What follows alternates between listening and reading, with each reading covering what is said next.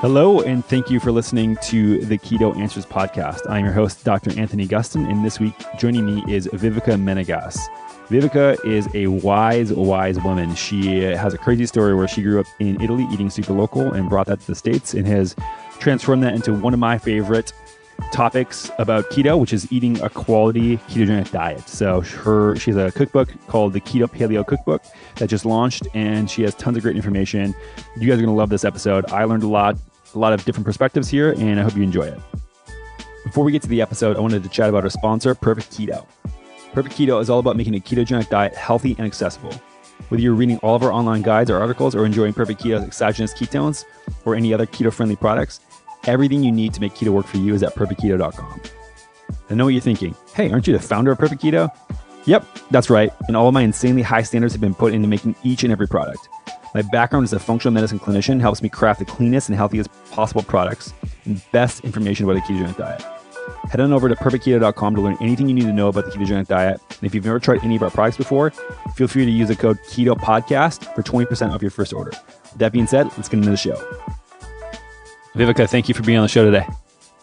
Thank you for having me, Dr. Gustin. This is really a pleasure being here. Thank you. There's a lot of reasons why I'm super pumped to have you on the show today, and we'll get to a few, but one of them is that your background is very, very different from traditional American, where we get raised, like my background, for example, is raised in the Midwest, kind of brainwashed through childhood, through adolescence, that, you know, these type of foods are healthy, getting convenience foods is the way you had to go about it, which made me super sick, super obese, had to go through all this different stuff to figure it out on my own.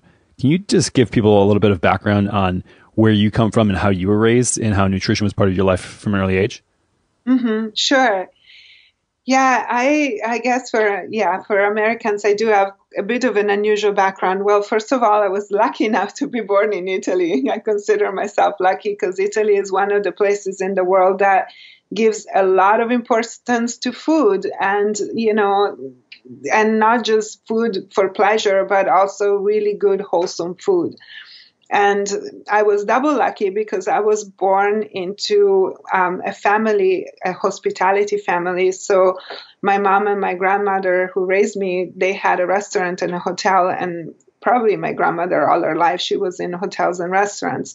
So I was raised like my first years of my life in the kitchen of a restaurant, which wasn't very safe maybe, but for me, it was amazing. I got to eat all the most amazing creations from chefs, and my mom learned how to cook from the chefs. I learned to cook from my mom and the chefs. And so even though I was never professionally trained, but I got a lot of really good solid base in cooking. So what type of foods were you guys making? What type of dishes were you creating? So being raised in America, until I actually traveled a lot and went to Italy myself, I mean, the stereotype is that, you know, Italians just eat, you know, spaghetti and meatballs and pasta and all this stuff and bread and everything like really high in carbs and that are refined. What were the dishes that you guys were making, and how did that maybe differ from public opinion? Oh, very, very different.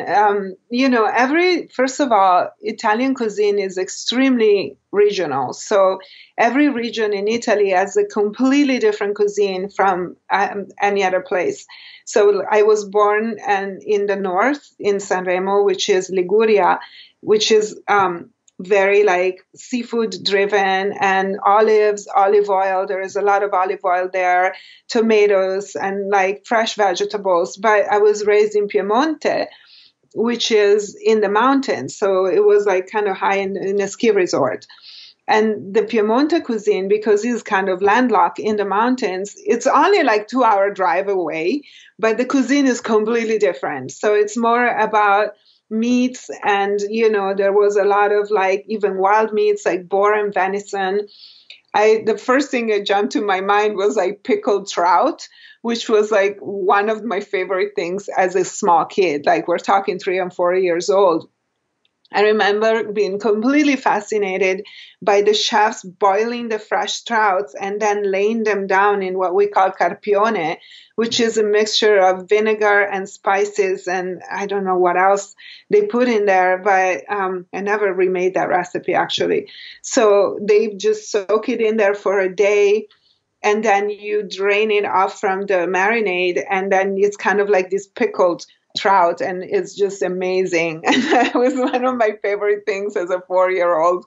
Yeah, it sounds pretty incredible, actually. What type of dishes at the restaurant?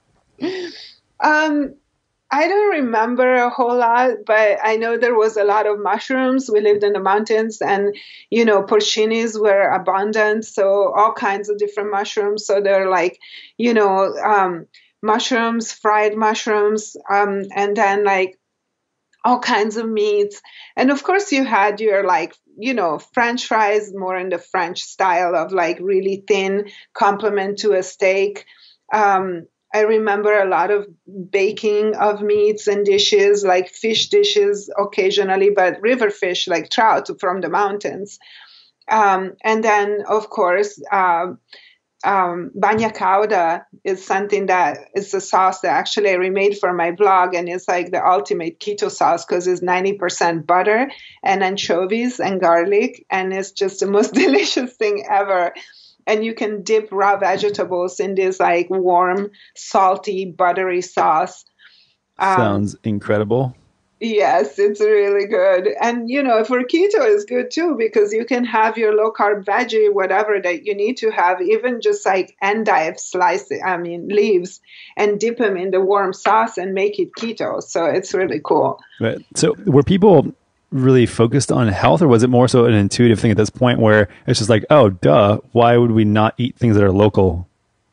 No, it was really intuitive. And, I think that every traditional cuisine, if you go back long enough, is healthy for the people who lived in that region, because the origin of our eating, is local and it's seasonal. And of course, it's organic, because before all the bad stuff was invented, everything was organic. We had to grow with natural fertilizer, composting, manure.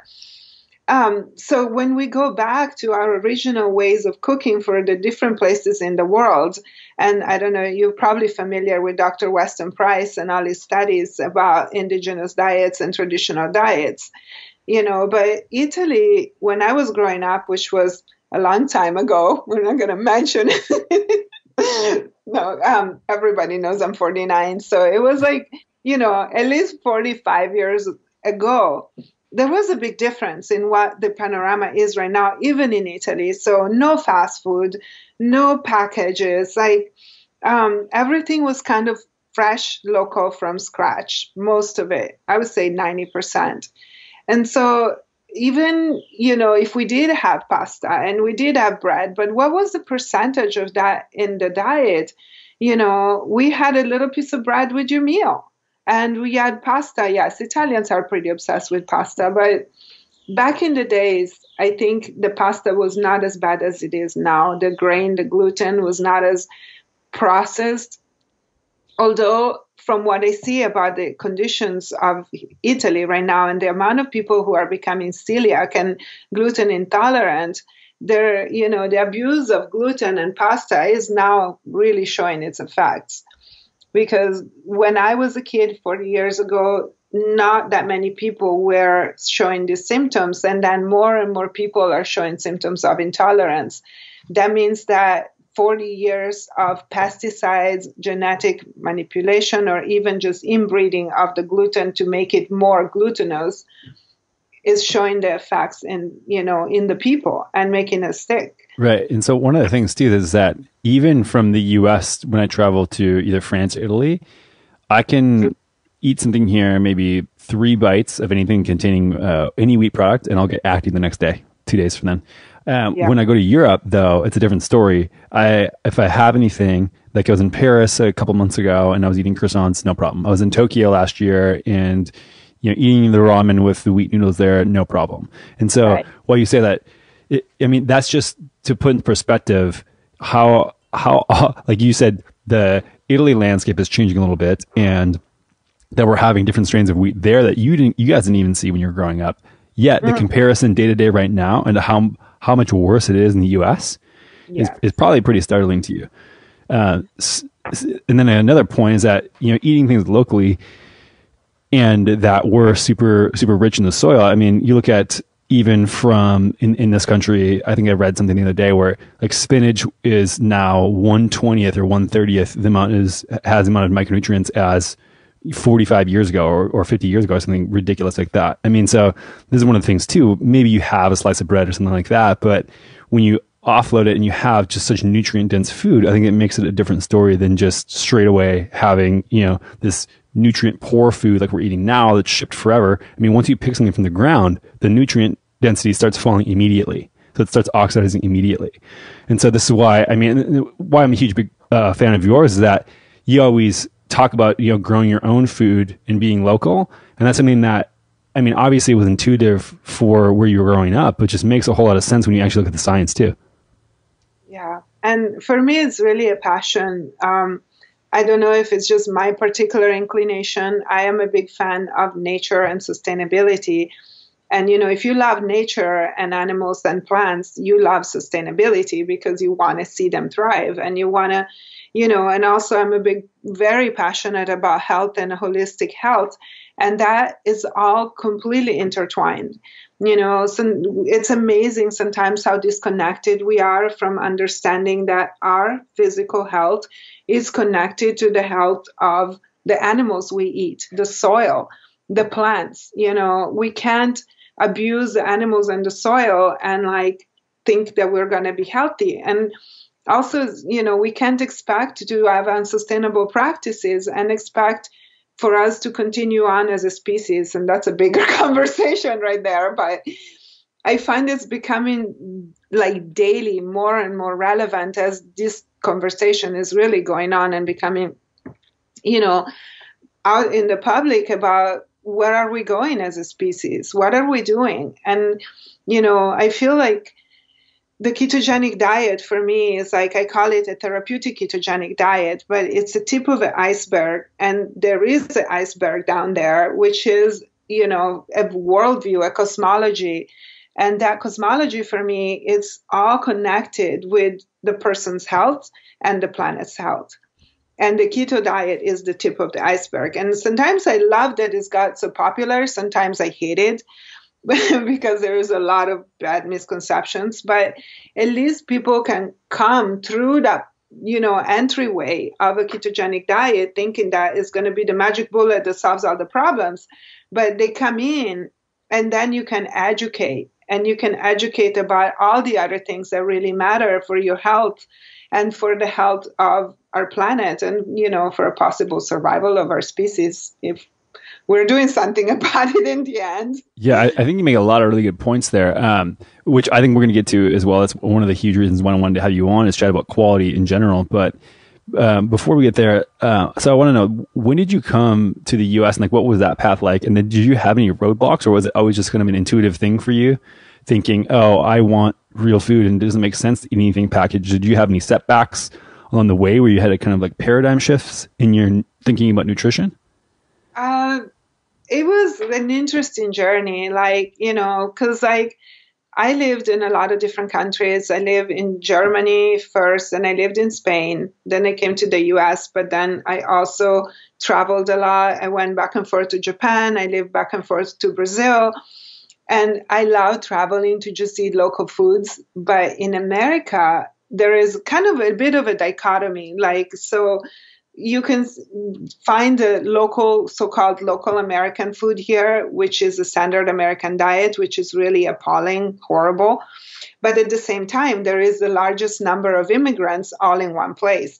You can find in most societies.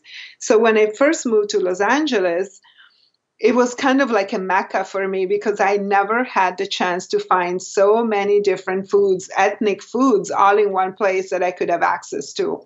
So there was Korean food and there was Japanese food and there was Middle Eastern food and, all kinds of Indian food and Nepalese food. And so the beginning for me was not even really about nutrition. It was really about the food. And I think that, when you're in your 20s and early 30s, not a lot of people think about their health. you're just young and you get away with a lot. So you just tend to want to enjoy life, and not think about the future of your health. And it was kind of the same for me. I came here, but food has always been my passion. So I really enjoyed eating my way through Los Angeles. And I also was a food photographer for almost 15 years professionally. So I photographed for a lot of magazines. I got to eat in the best restaurants through the photographing their food, and that was amazing. But eventually, life and health catch up with you. And I was always kind of health conscious. I was raised with like homeopathic and acupuncture. And so my mom really instilled me this love of holistic health and not specifically nutrition, but just like holistic practices and alternative practices. So when I started having my first health issues, that's where I went naturally.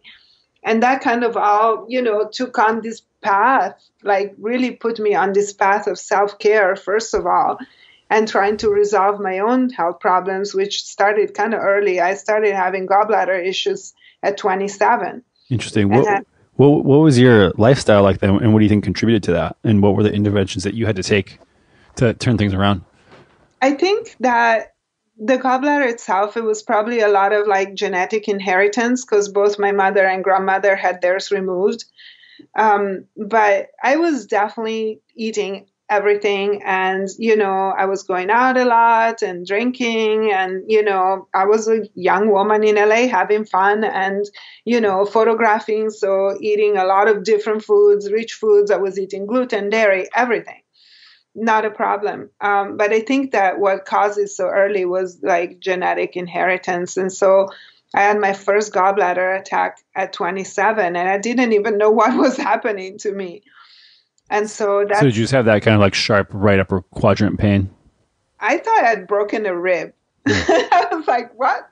How did I break a rib? I didn't do anything. It was the most intense pain through my back, like a sword, through your right side of your body. And I didn't do anything. I have kind of a slight phobia of doctors, so I tried not to go to doctors. But I eventually went to see my chiropractor, recommended from a friend. I went to see this chiropractor who then became my primary doctor for, almost 20 years now. He's in Beverly Hills, amazing guy. And he works with the same supplements that I now work with Standard Process and MediHerb. And he was the first one who introduced me to the concept of nutrition and nutritional supplements. So I was a patient before ever becoming a practitioner for at least 15 years.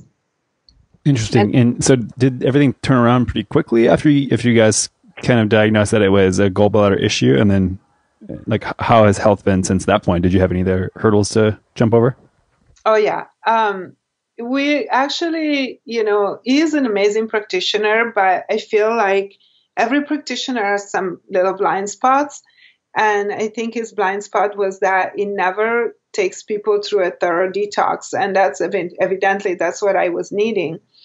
And I just kind of managed. I never got my gallbladder removed. I managed. I went up and down with it. I learned how to manage my diet. I started being more careful with my diet, learning about food from a medicinal point of view and like healing point of view.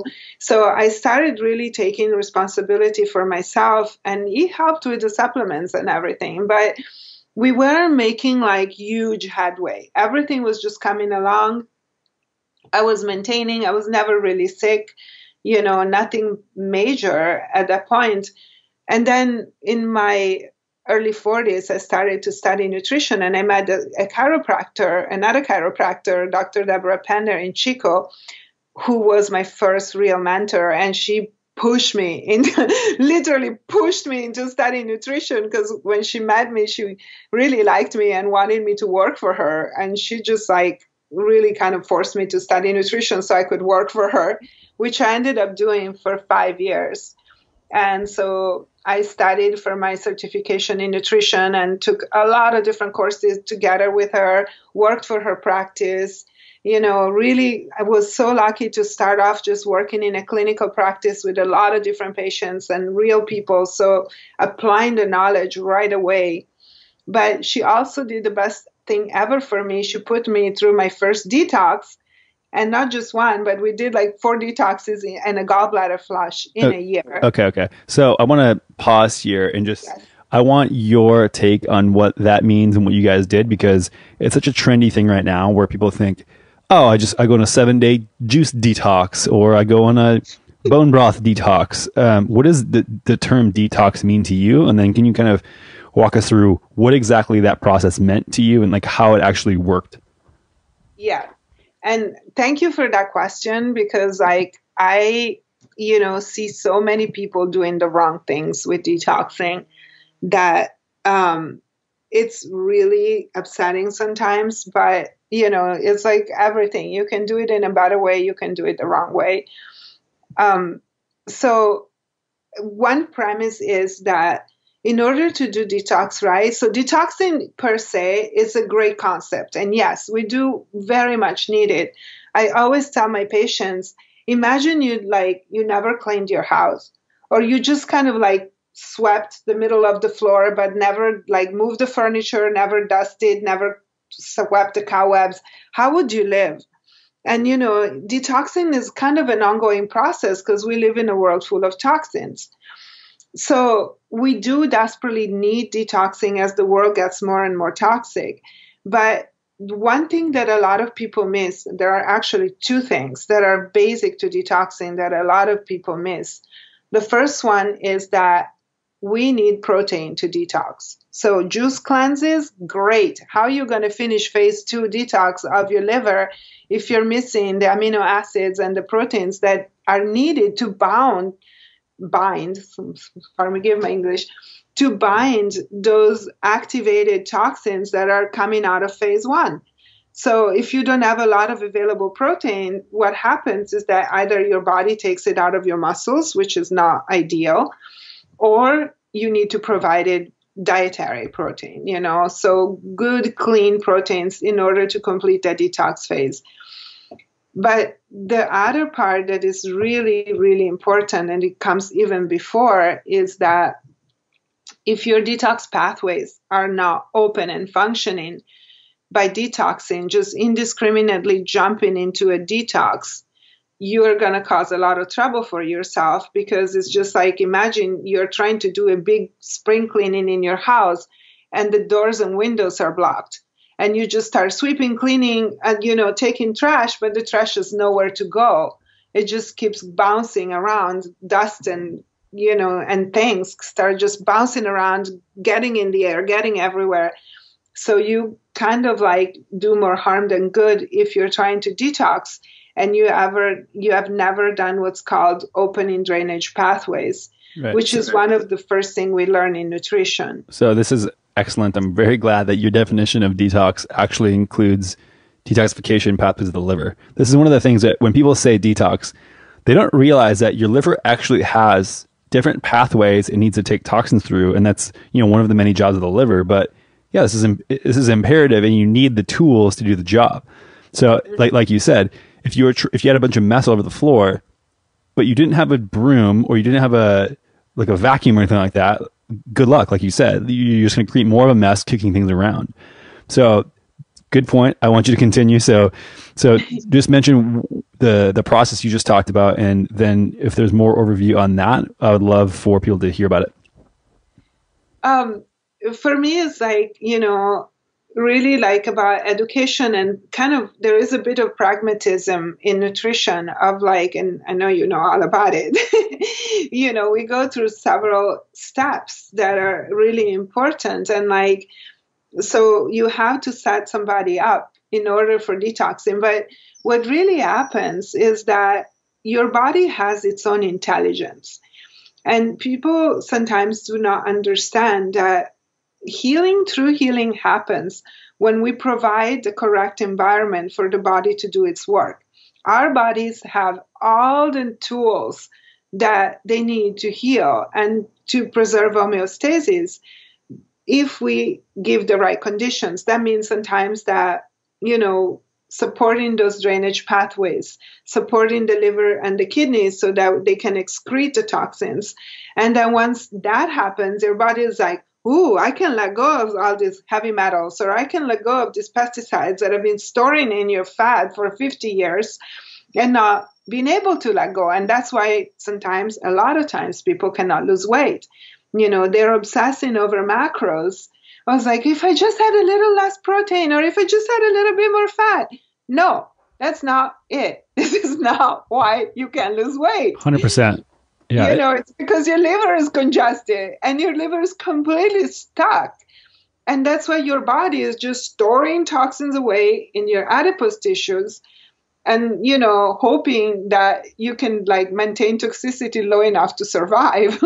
Right. And this is a big point because we have tons of people who always reach out to us and me specifically asking, I've gone through this, this, and this, and all I want to do is lose weight. And it's been 3 weeks and my macros are at this amount and nothing's happening. I'm so frustrated.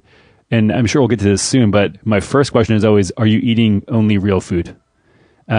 So to back it up a little bit further, do you do anything specifically to determine, this is a person who would be a good candidate for something like along the lines of a detox?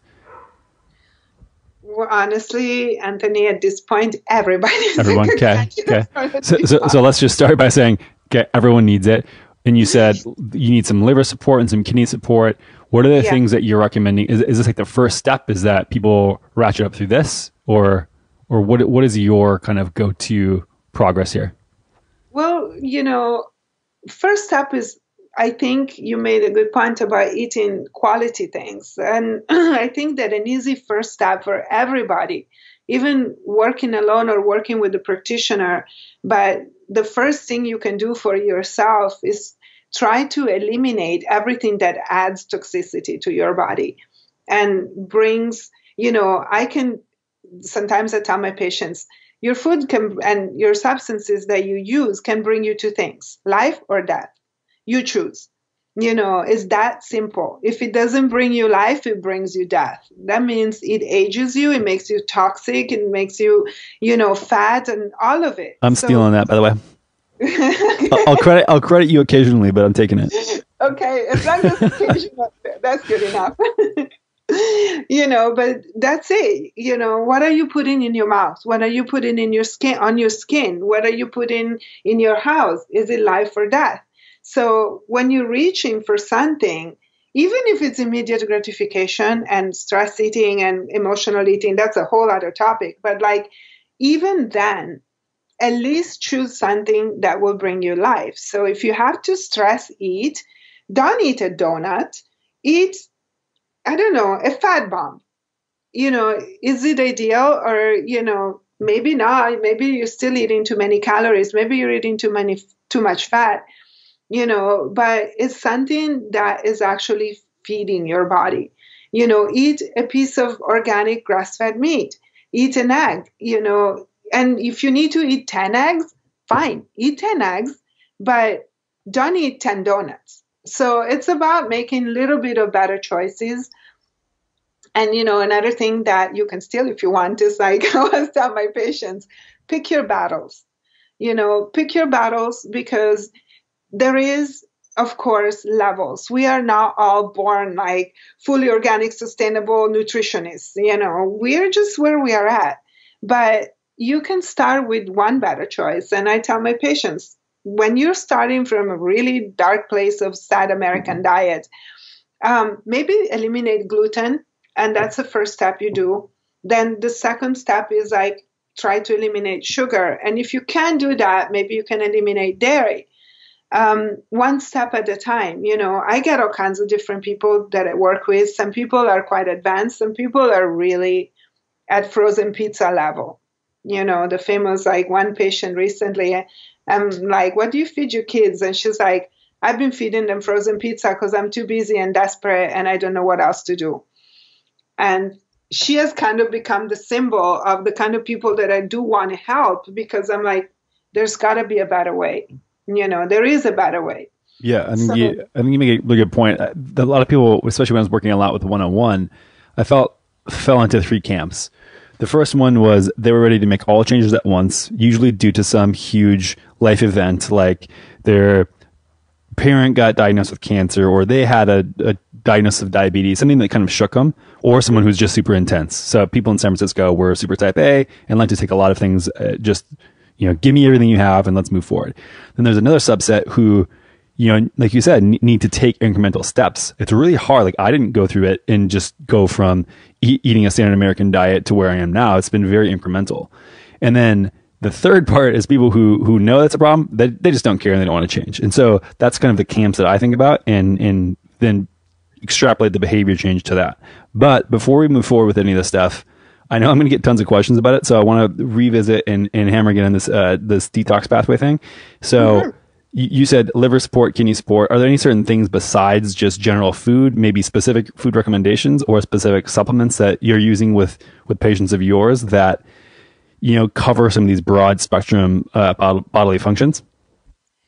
So, well, the first thing for me is that I use supplements that are not really over the counter. They should be used with a practitioner. So unfortunately, I cannot give you recommendations for standard process supplements, which are my main detox openers, drainage openers. The other thing is that I do applied kinesiology. I do long distance muscle testing. And so for me, there is no one supplement like for one person or one category. It's really down to the individual. And so what I would recommend, instead of having, I'm not able to give you supplement recommendations, but you can do a lot of good with foods. So, liver loves bitter.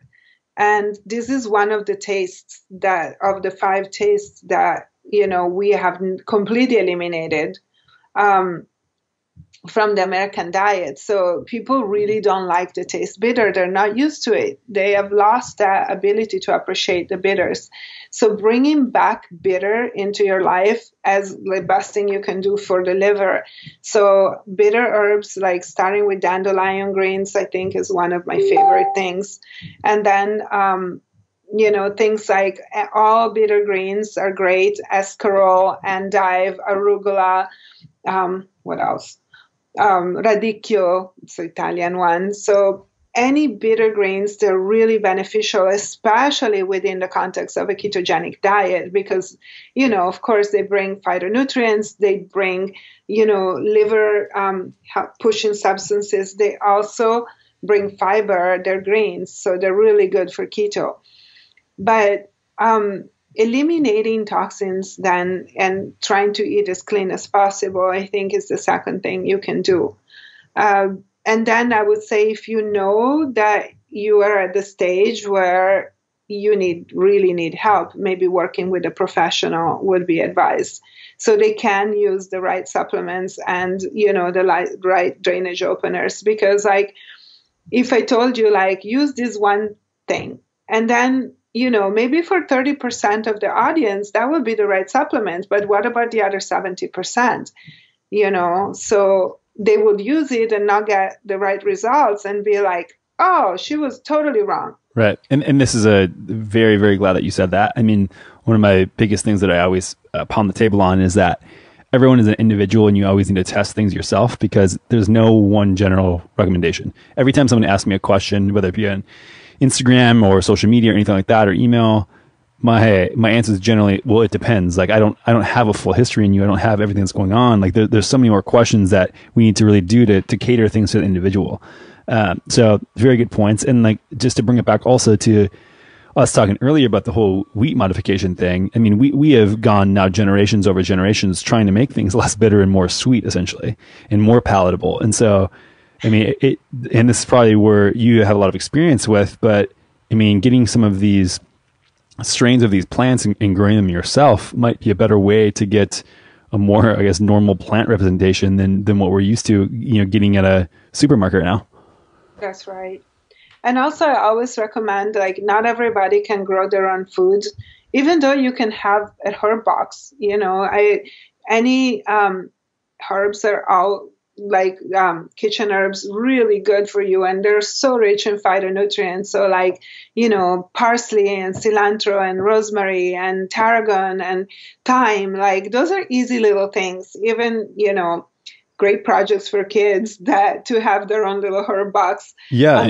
Balcony. And that's a good point that anybody can really do that. And one of the things that I'm not sure most people really realize is that if you're looking at micronutrients on the spectrum and you go from top to bottom, you have things like organ meats, the highest level, right? And then you have fatty animal products below that, lean animal products, obviously if they're raised properly. And then under that, you have spices and herbs. And then under that, you have general vegetables like kale that people think are the magic food that is better than anything else. And so just when prioritizing, I mean, you're getting so much bang for your buck out of herbs. And like you said, anybody can do it. Even if you have a small, tiny apartment, you can have a windowsill. If you have natural light at all, you should be able to grow these things.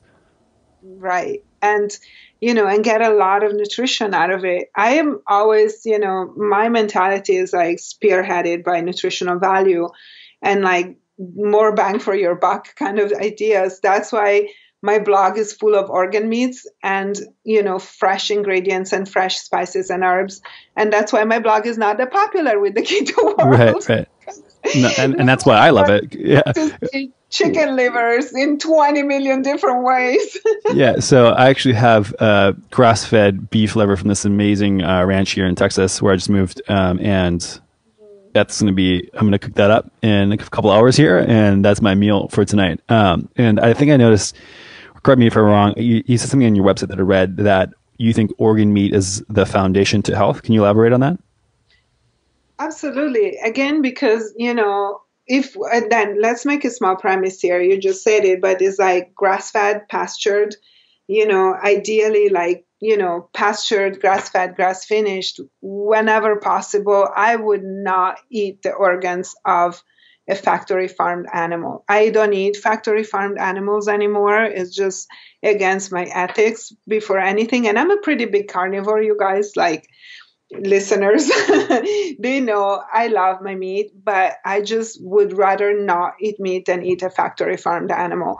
I stopped eating pork for that reason. I will still eat wild boar if I can find it, or if I know who raised the pig and how and the conditions, then I might eat some of the pig, but otherwise no. And that's because I find it absolutely unethical. And I don't agree on the unnecessary suffering of animals. But our organ meats of healthy pastured animals are just like nutrient powerhouses. And you don't need a whole lot of it. You can also, of course, always have your steak, and your ribs and your yummy parts that you like. But to introduce, 15-20% organ meats into your diet, it really eliminates the need for a lot of supplementation. Sometimes, I give like supplements to my patients. I don't want to give them 20 things. They come from the naturopath with bags of supplements, like shopping bags. And I hate that because it's just not sustainable for you to take all those pills all the time. Well, not only that, there's so much to the foods in the absorption that we know of and probably a lot that we don't know of. And so, for instance, the fat-soluble vitamins and how basically A, D, and K all work synergistically.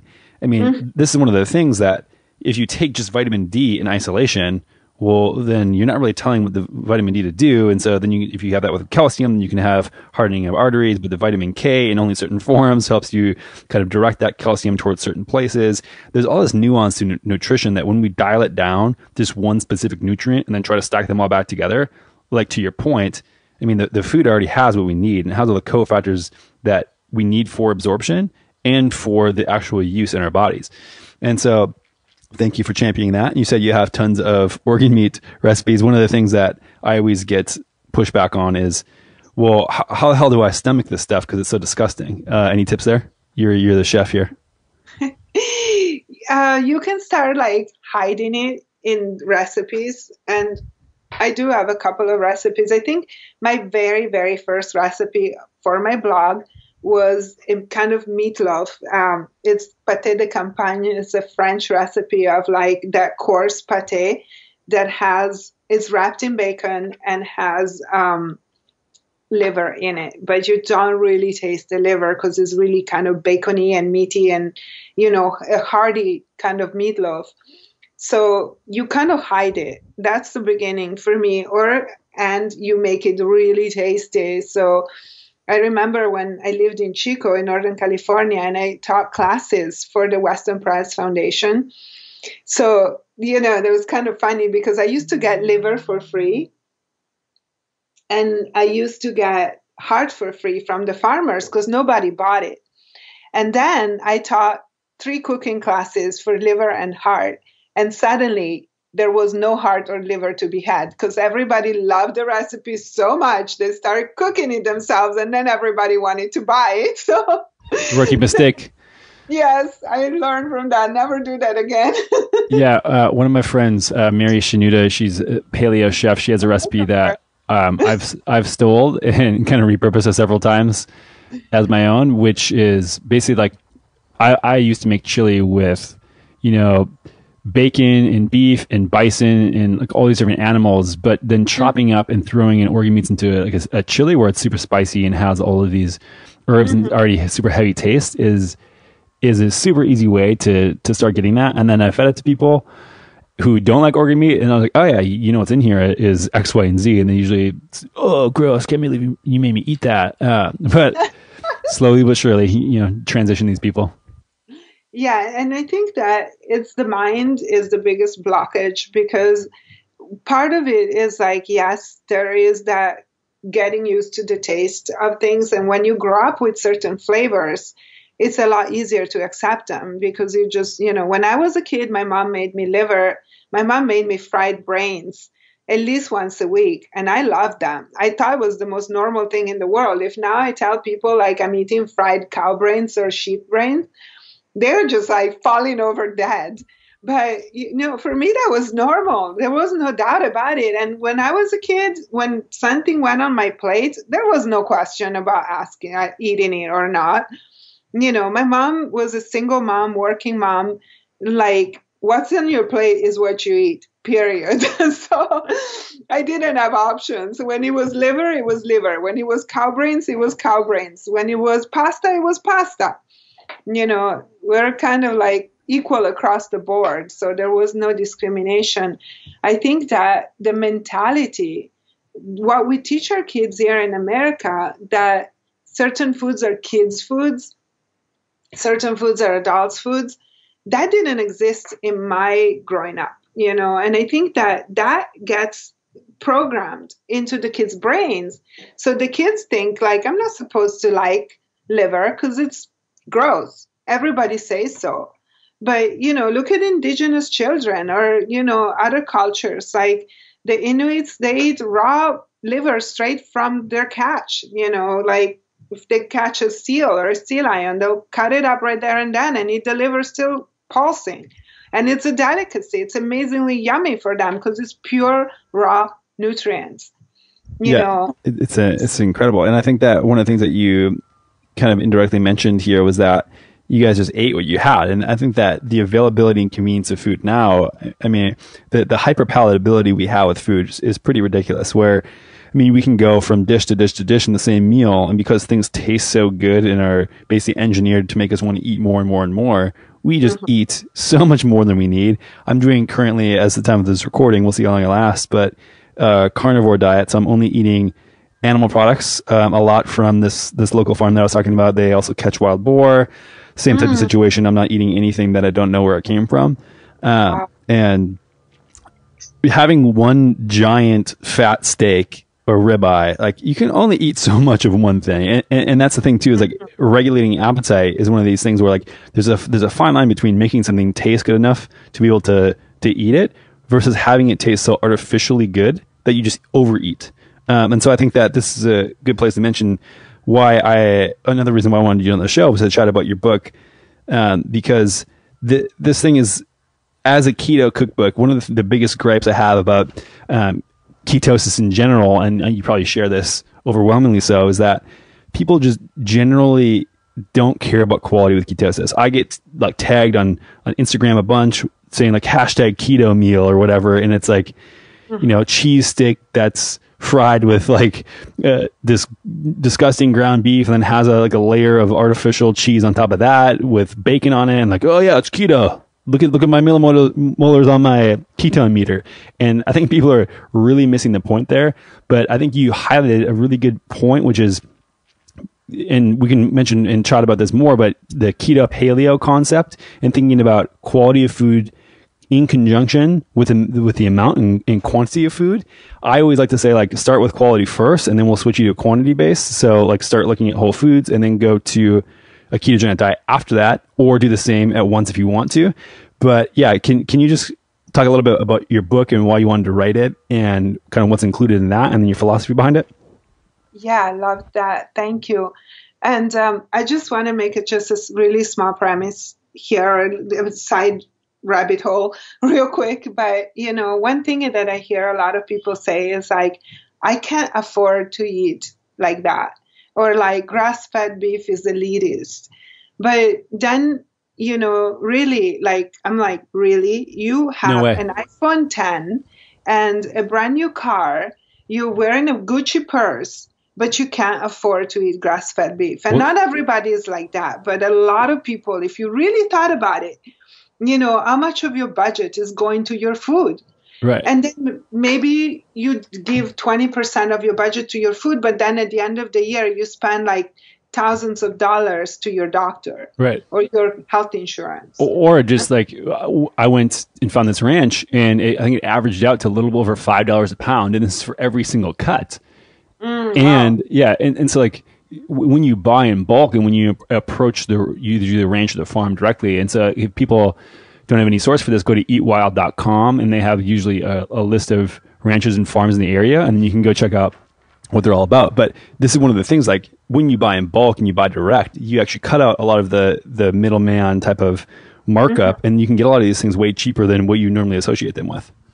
Yeah, and like the best investment ever is spend a few $100s in a freezer, one of those big chest freezers, and then like I say, like just like you say, buy from the farmer. Go straight to your farmer. And like I was going to say, the next thing after growing it yourself, go to the farmer's market. And, you will get everything you need there, seasonal and local and organic. And I'm sure that 90% of places have farmer's market. I know there are places where in winter you don't have a farmer's market. Not everywhere is California. But then again, you eat seasonal. So maybe in winter you will eat more animal products and less greens or fruit. You don't really need to eat fruits, but you'll have your, squashes maybe, which you don't need to eat a lot. Anyways, I know we're digressing here. So. Yeah, I think it's kind of the same point though, just the definition and your stance behind keto paleo. Yeah, exactly. And, and I talked about this in the preface of my book. See, when I was working on my book, Leanne Vogel's book, Keto Diet, came out, and I got the book, we're friends, and she sent me the book to review. And I was like, oh my goodness, this is the Bible of ketogenic. She is amazing. And I got super intimidated. But also this book kind of sat on my shelf or on my desk for a long period of time. And I was intimidated and I couldn't even open it really. Or I flicked through it and I was like, I'm too busy. I can't look at it. And so these ideas start seeping in my hand as like, I'm too busy for this. This is too big and too complicated. And how many of my patients are too busy for that? And so, I started thinking about my lifestyle and the lifestyle of a lot of my patients and readers. And I'm like, a lot of people really don't have that much time and energy to focus on, this little meal plan or that meal plan or that way of eating and how to make a carb up and how to calculate this. And I was like, it's so overwhelming. So I wanted to create something that was like completely aligned with my philosophy of like nutrient dense, delicious, nutritious, fun, but as well as easy. And so you will spend your time creating amazing foods that are not that complicated. Maybe I have like 5 recipes in there that are kind of more difficult, more advanced, but something really easy and gratifying that you just eat the food and you don't think so hard about the macros. You don't think so hard about, the meal plan or this formula or that formula. Just eat the food. So I had, my intro is pretty short and to the point. I talk about my philosophy a little bit. I talk about keto paleo and what it means for me. And I'm just like, just eat the food, try the food and try the difference. And once you've, if you work your way through the 80 recipes of the book, you should have a pretty good idea what this way of eating entails. It's not rocket science. And in the meantime, instead of spending, 10 hours trying to figure out what meal plan, what macros, what, percentage of this and that, and do it all on the calculator, instead, spend 10 hours in the kitchen, go to the farmer's market, get yourself some great ingredients, and then make some recipes and eat them. And it's kind of just like, when you go to the doctor and they spend all that money to get you a fancy diagnosis, and then you're like $2,000 in the hole, but you know that you have this fancy name of a disease and you have done absolutely zero to resolve it. For me, it's kind of the same thing. I prefer to take steps to resolve your issue instead of spending a bunch of money in diagnostics. And the same way, I prefer you take steps in making the food that's going to heal you instead of spending hours figuring out what ways, the macros exactly, by the dot, by the 1%, and tracking everything in MyFitnessPal and, finding this thing and that thing. So I'm very practical and very result oriented. And that is what I wanted in my book. Just simple, good food. It's incredible that the point of view you take is that essentially, there's always a time and place for nuance and details, but getting started to eat real whole food, generally you need to know how to cook, and you know how to cook things that are delicious, and it's not that complicated. If you were to just say maybe 2 or 3 skills or dishes that people could cook that have a lot of versatility that could help them do other things. I mean, a lot of times people ask me for recipes when I post up on Instagram. I'm like, I just honestly threw whatever I had in the fridge together, and I know how food science works. So I combine, acid and fat and some of those other things, and everything tastes amazing. Any top skills that you think that people can master to have a better way around the kitchen? I think that intuition is the best skill. Yeah, taste a lot of stuff, right? And this is one of the things. What?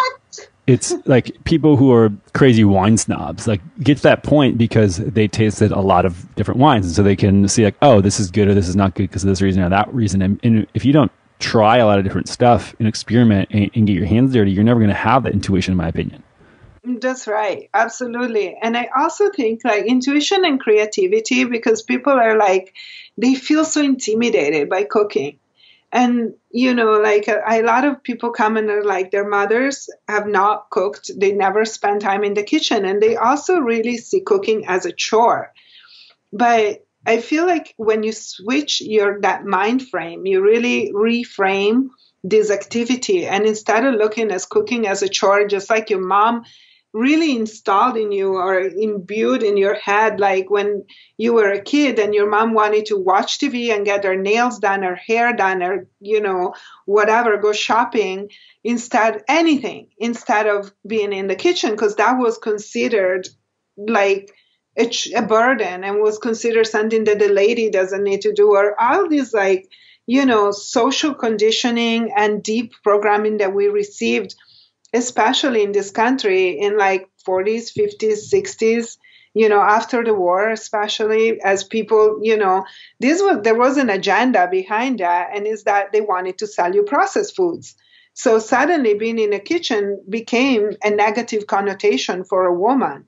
You should have been there sitting totally pretty and made up holding a martini. That was good.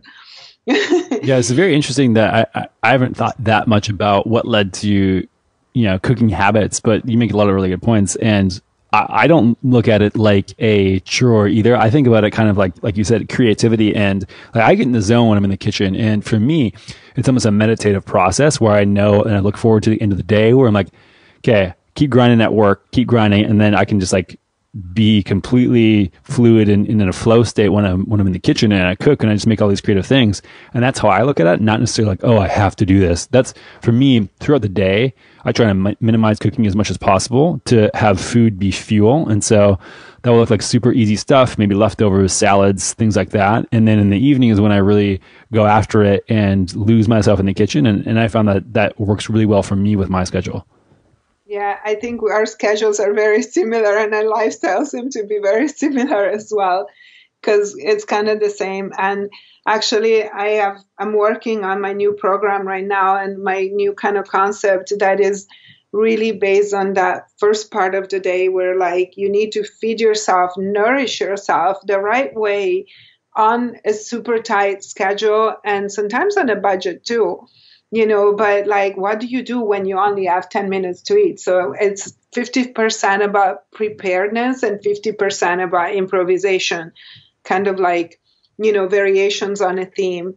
And I think that is also a good skill to have. But, back to the reframing, I'd really like to invite your listeners to think about cooking as a creative expression. And it's something that you can't go wrong.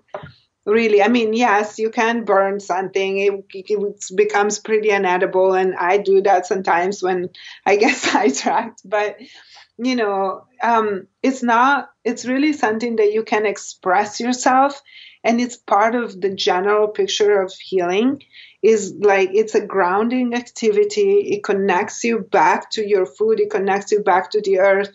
And for those of you who live in the city and don't have access to a lot of nature, cooking lets you access nature. And so it is very beneficial. And, I think it also really lowers your cortisol at the end of the day. So it could be something relaxing and not thinking like, okay, you come home from work and now it's just like, panic. I need to throw something together. But that's your moment where you kind of live the world outside your doorstep. And it's your kingdom or queendom. It's the kitchen. And you get to create. You get to have fun. You get to make a mess, and be proud of it. Right. Like release those attachments and just create something that you're going to get rewarded immediately because then you get to eat it. Yeah, love it. So usually it comes back to mindset. Well, we're both crazy busy, so I don't want to keep you too long. So the book, I'm sure you can find on Amazon, correct? Yes. That's where we had a copy at our office in San Francisco, but when I moved here, that's where I went to Amazon to pick another one for my house. So thank you for that. And then let people know where else they can find you, where they can tune in. So my website is my blog, thenourishedcaveman.com. And I'm also on Facebook because, yes, I'm older, so I still do Facebook. But I'm also on Instagram and on Pinterest. So if you just look for The Nourished Caveman or Vivica Menegaz, I will pop up everywhere. In Italy, it's like, you're like parsley. You're everywhere. Love it. All right, Vivica, thank you so much for being on. Thank you so much, Anthony. It was a pleasure talking with you. Thank you. All right, everyone. Thanks for listening to another episode of the Keto Answers podcast. I hope you enjoyed it, but even if you didn't, I would love a review. Just go over to iTunes, wherever you listen to your podcasts, and pop in a review so we can get found by more people, get better guests, and have the information that you need. So please go to iTunes, wherever you listen to your podcasts, and leave us a review. And if you're new to keto, head on over to perfectketo.com/podcast and enter your email for all our top tips and guides on getting started with the ketogenic diet. Thanks, and we'll see you next time.